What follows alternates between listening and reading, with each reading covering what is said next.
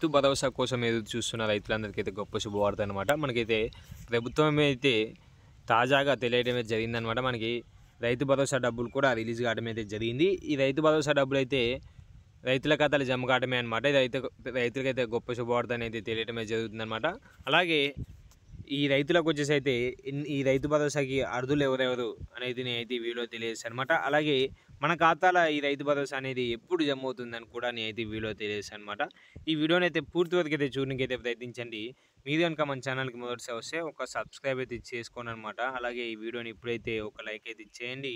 ఈ వీడియోని మీ తోటి రైతులకు కూడా షేర్ అయితే చేయండి అనమాట. వాళ్ళు కూడా ఈ యొక్క సమాచారాన్ని అయితే తెలుసుకోవడం అయితే జరుగుతుంది. లేట్ చేయకుండా టాపిక్లోకి కనుక వెళ్ళిపోయినట్లయితే మనకి గతంలో కనుక చూసుకున్నట్లయితే ఒక ఎకరానికి వచ్చేసి అయితే 10,000 రూపాయలు అయితే రైతు భరోసా కింద పంట పెట్టుబడి సాయం కింద అందించడం అయితే జరిగిందనమాట. మనకి అదే ఇప్పుడు కనుక చూసుకున్నట్లయితే 15,000 రూపాయలు అయితే ఈ రైతు భరోసా కింద అందించడం అయితే జరుగుతుంది. మనకైతే పంట పెట్టుబడి సాయం అనుకుంటా ఇది 15,000 రూపాయలు అయితే అందించడం అయితే జరుగుతుంది అనమాట. ఒక కార్కి వచ్చేసి అయితే అక్షరాల 7,500 రూపాయలు అయితే ఒక కార్కి వచ్చేసి అయితే మనకి అందించడం అయితే జరుగుతుందన్నమాట. అంటే సంవత్సరానికి 2 కార్లు కాబట్టి 7,500, 7,500 15,000 రూపాయలు అయితే ఒక సంవత్సరానికి అయితే అందించడం అయితే జరుగుతుంది.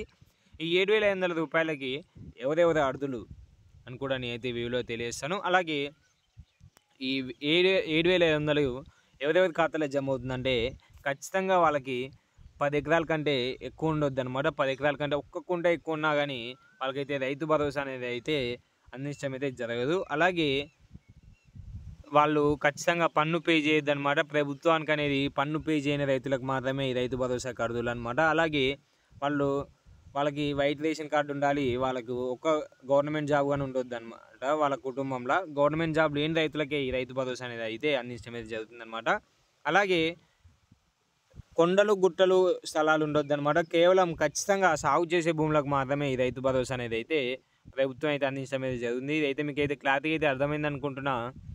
అలాగే ఈ రైతు భరోసా అనేది ఎప్పుడు అమలు అవుతుంది అంటే ఈ రైతు భరోసా వచ్చేసి అయితే ఆగస్టు మొదటి వారంలో ఈ రైతు భరోసా అనేది అయితే అమలు అవుతుందన్నమాట. మనకైతే రైతు భరోసా డబ్బులు అయితే శాంక్షన్ కూడా కావడం అయితే జరిగిందనమాట. మనకైతే రిలీజ్ కూడా కావడం అయితే జరిగిందనమాట. ఈ రైతు భరోసా డబ్బులు కేవలం రైతుల ఖాతాలో జమ కావడమే లేట్ అనమాట. జమ అవుతుంది. ఎప్పుడు జమ అవుతుందంటే ఆగస్టు ఫస్ట్ వీక్లో జమ అవుతుంది అనమాట. ఖచ్చితంగా మీ యొక్క రైతులైతే ఆందోళన పడాల్సిన అవసరం లేదనమాట. 10 ఎకరాల లోపు ఉన్న రైతులందరికీ అయితే ఖచ్చితంగా ఈ రైతు భరోసా అనేది అయితే జమ అవుతుంది. మీకు కనుక రైతు భరోసా గురించి ఏమైనా డౌట్లు ఉంటే మాత్రం కింద కామెంట్ అయితే కామెంట్ చేయండి అనమాట. ఖచ్చితంగా నేనైతే మీకు సమాధానం అయితే తెలియజేశాను. థ్యాంక్ యూ వెండల్. జై హింద్.